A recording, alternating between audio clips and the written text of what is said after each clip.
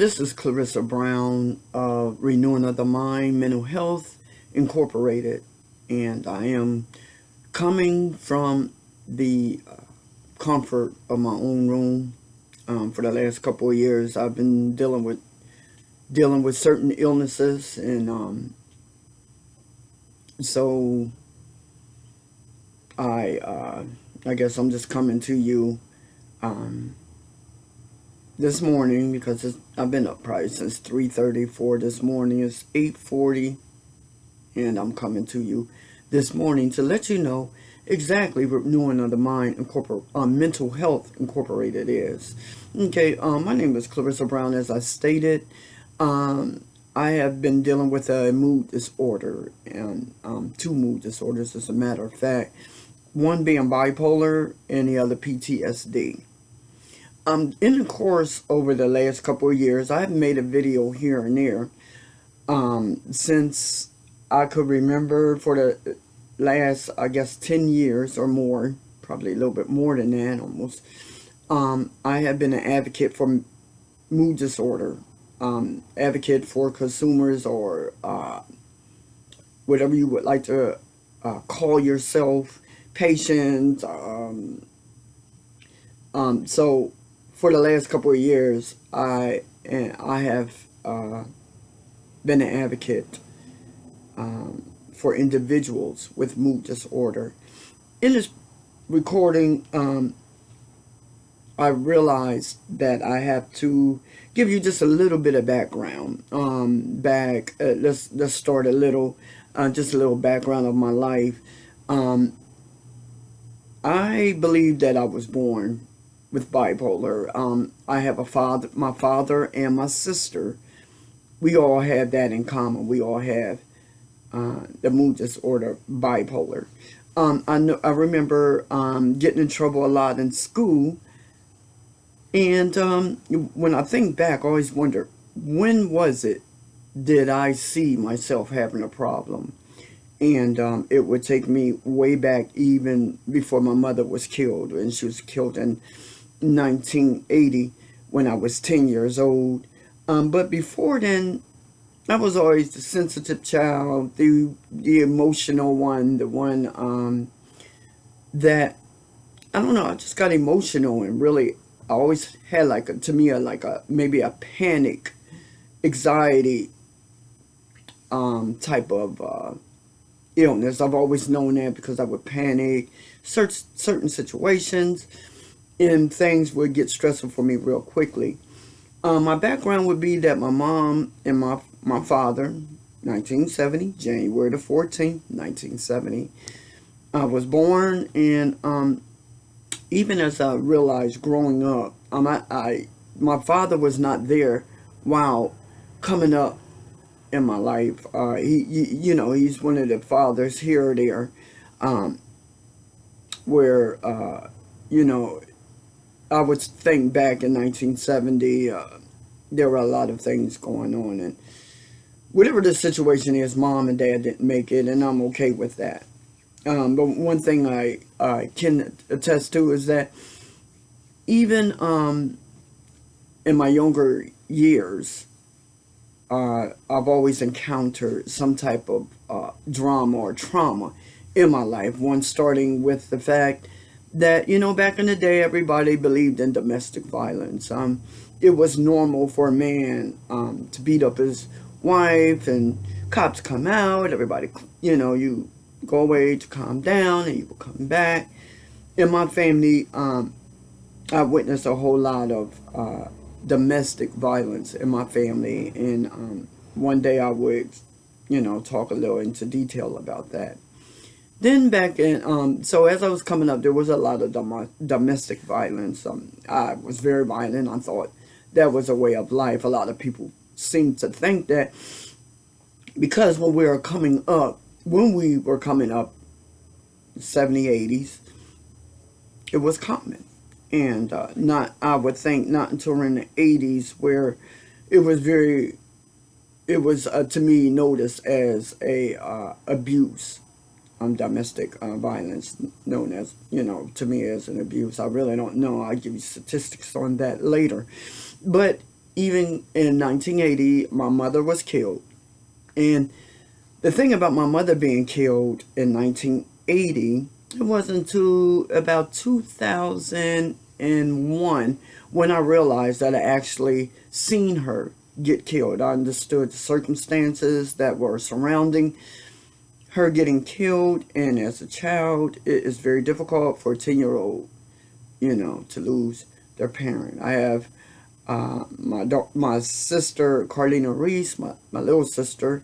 Then I have a younger baby sister, Lauren Hayward, and then I do have an older brother. His name is Daryl Smith. And coming up after my mother got killed, Carlina and I and Daryl were kind of split up a little. Where my sister actually, where mom died, went to go stay with her father, and me and my brother stayed in Harrisburg, Pennsylvania with our family in that setting.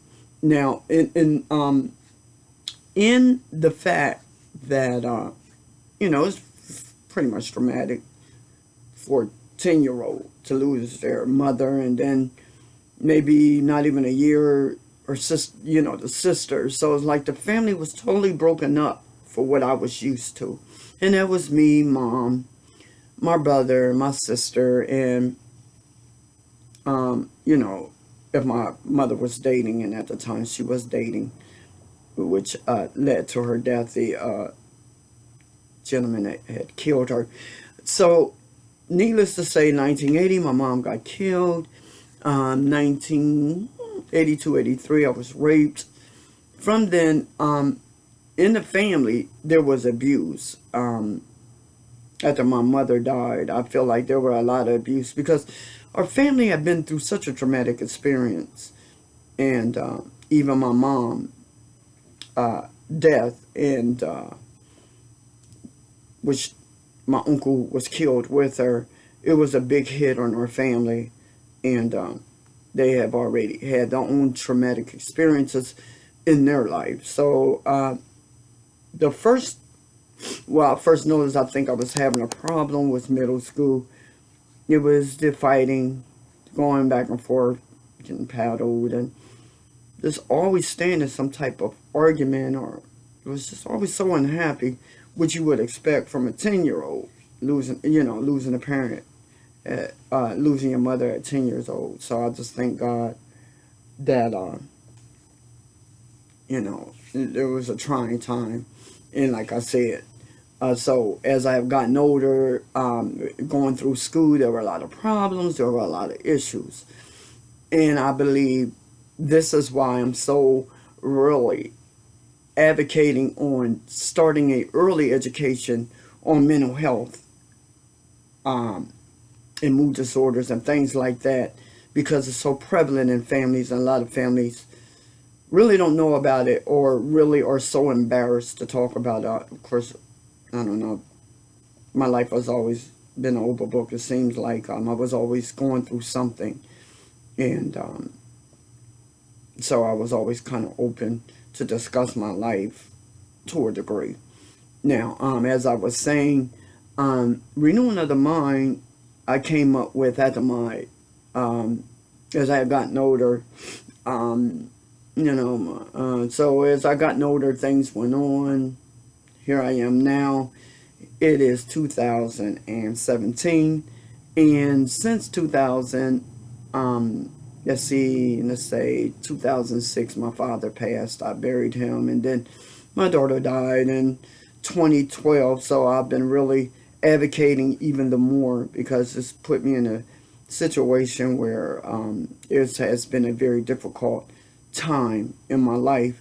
And why did I pick this time? I don't know, and I don't believe I would say I picked a time. I just believe I came forth at this time because I felt like God was pushing me to really start advocating.